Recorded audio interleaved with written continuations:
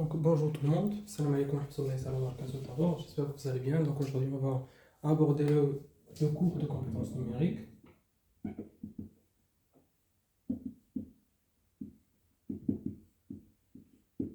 qui est assuré par Monsieur Zwin, dont je me suis inspiré pour faire ce cours-là, et qui va porter sur deux parties principales qui sont l'introduction,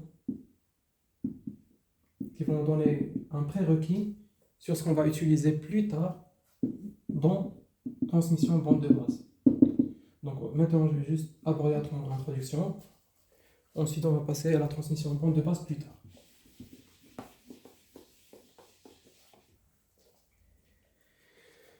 Donc d'abord on parle de cette notion suivante, le canal de transmission. On a une source A, un canal de transmission quelconque. On va préciser avec des exemples et des analogies que veut dire le A, le CT et bien sûr le P qui est le destinataire. Donc pour A c'est la source, ça c'est le canal de transmission.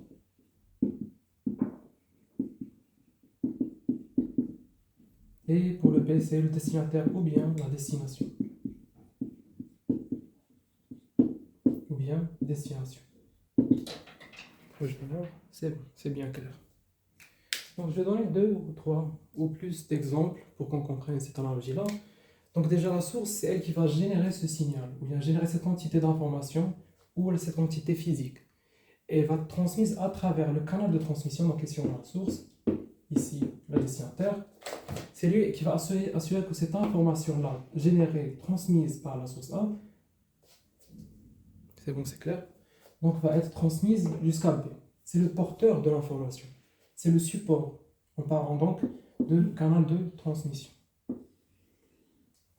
Ensuite, on a le destinataire qui va recevoir ce signal-là, bien sûr à travers le canal de transmission. Donc, pour donner des exemples, par exemple, vous avez une personne A qui parle, donc elle va transmettre une voix à travers l'air pour qu'une personne destinataire B reçoive ce signal-là.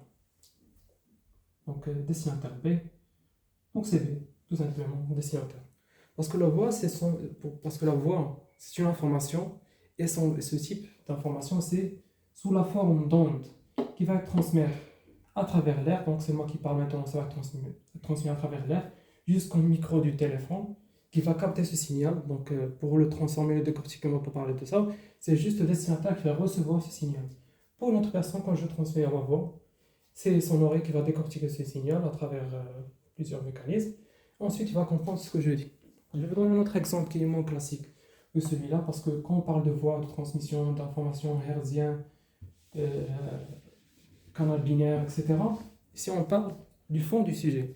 Mais si on veut comprendre d'une autre façon, on va parler, par exemple, on va évoquer l'exemple suivant. Donc vous avez de l'eau. L'eau, comment on le transmet?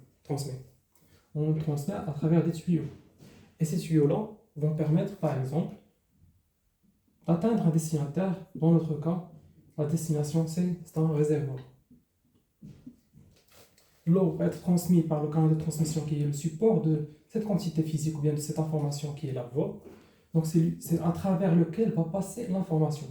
Ensuite arriver au destinataire. Un autre exemple, c'est le dernier pour qu'on passe à autre chose. Donc on a ici la source, le canal de transmission destinataire. Donc on a la personne A qui est le colis. Le colis va être transmis à travers le livreur pour arriver à sa destination B, ou son destinataire, soit un point relais, soit une livraison directement à domicile. Donc le colis va être transmis à travers le livreur. Donc ici on a l'information, il y a la quantité qui va être transmise à travers le livreur jusqu'à atteindre le point B.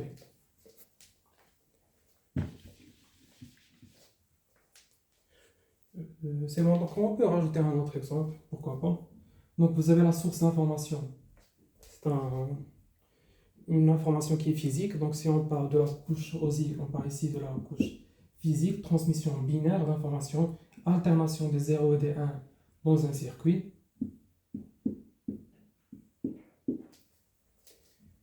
Et donc le canal de transmission, tout simplement, c'est le fil.